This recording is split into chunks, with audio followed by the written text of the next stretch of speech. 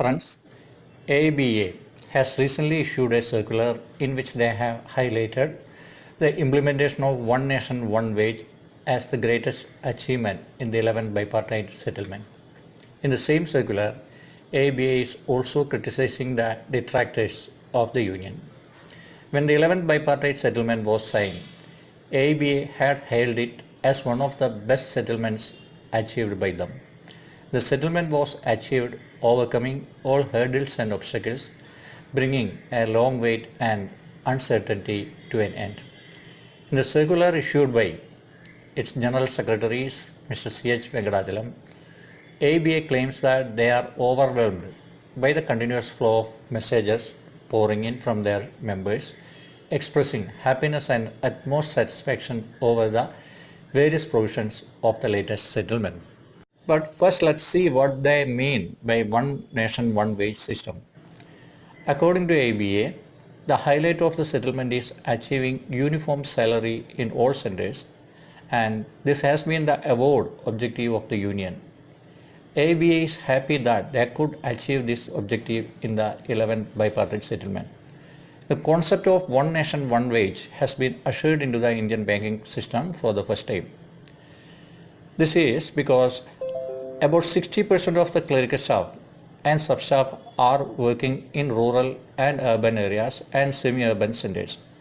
But these members were getting lesser rate of HRA, and most of these employees are relatively young people also. It is keeping in mind these young employees that ABA has been demanding uniform HRA rates across all centers.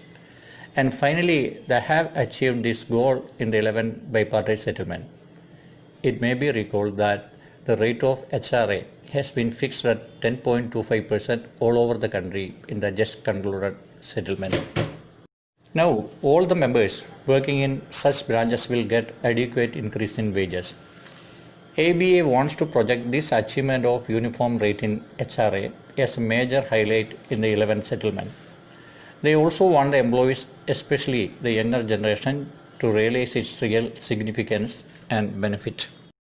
Now, coming to the criticism against ABA.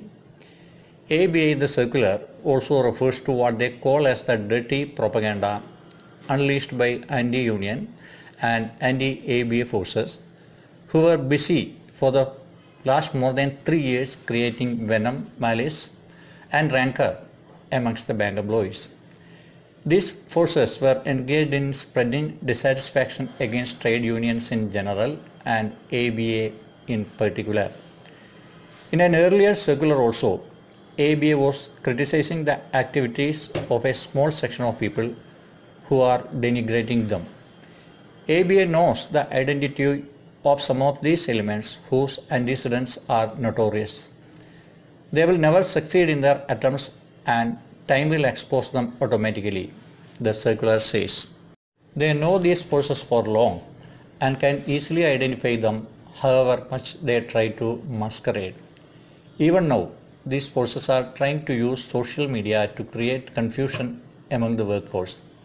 But the ABA is confident that their members are well aware of these nefarious attempts and certainly keep them in distance.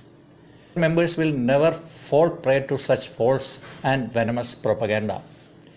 ABA had mentioned in one of their previous circulars that some innocent members who were misled by the enemies of the union had posted criticism against ABA in the social media. But they had regretted their action afterwards and started appreciating the settlement.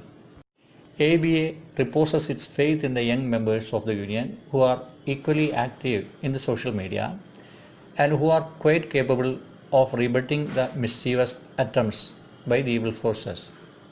The settlement will be implemented in all the banks very soon, and everyone will understand the various financial and non-financial benefits arising out of the settlement achieved under the leadership of ABA. So these are the points. The largest trade union in the banking industry in India is trying to impress upon the banking fraternity now. Thank you.